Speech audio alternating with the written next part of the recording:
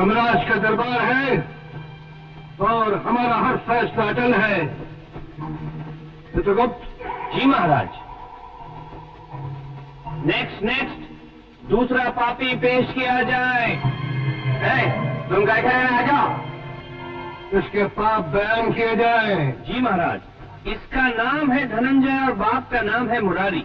वैसे तो इसका बाप धरती का बहुत बड़ा आदमी है, लेकिन बेटे की छोटी छोटी करतूतों का लिस्ट बहुत लंबी है। इसने अपने बाप की पोजीशन का फायदा उठाकर छोटी अबला लड़कियों की इज्जत लूटी है। इसने सारा जीवन अपने देश का पैसा लूट लूट कर पराये देश की बैंक में डिपॉजिट किया है।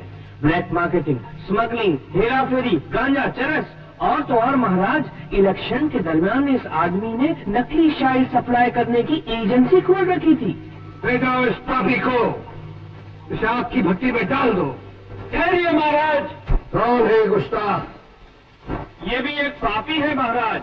हाँ पापी हूँ, तभी तो आप जैसी महान हस्ती के दर्शन हो गए और आप लोगों को देखकर बड़ा दुख हुआ और आपके इंसाफ पर तो रोने को जी चाहता है। छोटा मुंह बड़ी बात, लेकिन बात के बिना रह नहीं सकता।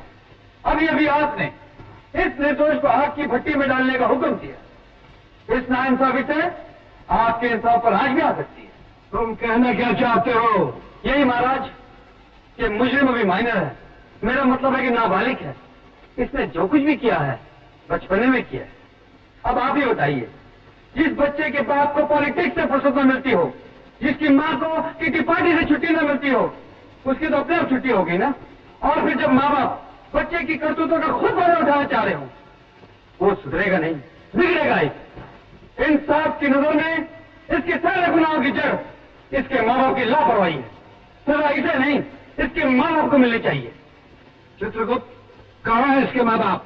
पेश किए जाए। असंभव है महाराज, क्योंकि अपने टाइम टेबल के अनुसार इसके बाप को अभी तक गोली नहीं लगी और उसकी माँ ने आखिरी बिस्किट नहीं खाया।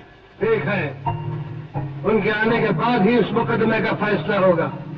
दूसरा पापी, पापी नंबर 10,15,75,302 हाजिर हो। क्या पाप है इसका चित्रगुप्त? इसकी भोली भाली सूरत पे मत जाइए महाराज। ये अभी आपके सामने आंखें नीची करके खड़ा है, लेकिन उसने धरती पे समाज की आंखों में धूल झोंककर भोली भाली मासूम लड़कियों को, बड़ी बड़ी सीटियों को 5 स्टार होटल में सप्लाई किया है। इसका पाप बर्दाश्त से बाहर है। इसे इसी वक्त गरम गरम डालडा की कढ़ाई में डाल दिया जाए। महाराज, आजकल डालडा का मिलना बहुत मुश्किल हो गया है। तो फिर इसकी पोटी पोटी काट कर चील और कौवों को खिला दी जाए। ले जाओ इसे। जरा ठहरिए महाराज, तुम फिर बोले? जानते हो इस वक्त किसके सामने खड़े? क्या पाप है इसका? अनगिनत पाप है महाराज, लेकिन इसका एक खास पाप आपके ध्यान में लाना चाहता हूँ। इस पापी ने कुछ दिन पहले एक बाल विधवा की अपने हाथों से शादी करवा दी महाराज। बाल विधवा की शादी? घोर अन्याय। इसे लटका दो और आग में फूंक डालो।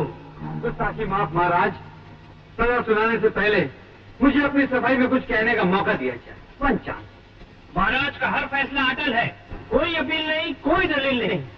क्या भाई, यहाँ कोई इमरजेंसी है? महाराज, एक मासूम लड़की जो अभी तक गुड़ियों के साथ खेलती हो, उसे जबरदस्ती किसी के पल्ले बांध दिया जाए, ये कहाँ का न्याय? और ये भी कहाँ का न्याय है? वो मासूम लड़की जवान होने से पहले विधवा हो जाए, अपने अरमानों की आग में जलती रहे। ऐसी अबला को अगर मैंने खुशी के कुछ पल दिला दिए तो आप इसे अन्याय कहेंगे? कमूंगा। मानता हूँ। बाल विधवा की शादी आपके धर्मशास्त्र के विरुद्ध है, मगर ये भी कहाँ का धर्म है? एक औरत शादी से पहले मां बनते और आपने उसे महापतिव्रता का प्रमाण पत्र दे दिया। कमूंगा, ये झूठ है। हमने कभी कोई गलत काम नहीं किया। हाँ, गलती तो बेचारी रानी कुंती की थी। करण को जन्म देने के बाद चुपचाप उसकी शादी राजा पांडु से करा दी थी। लोगों ने तो यहां तक सुना है धर्मराज के जन्म में आप भी कारण हैं। इस मनुष्य ने हमें धन संकट में डाल दिया है, हमें चक्कर आने लगे हैं, हमारी तबीयत भी कुछ ठीक नहीं। चित्रगुप्त, इस मुकदमे का फैसला भी हम बाद में करेंगे।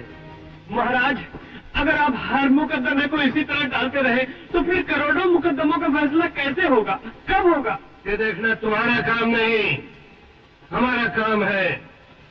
किसी के साथ नाइंसाफी हो हम ये नहीं देख सकते, इसलिए आज की अदालत कल के लिए मुलतवी की जाती है।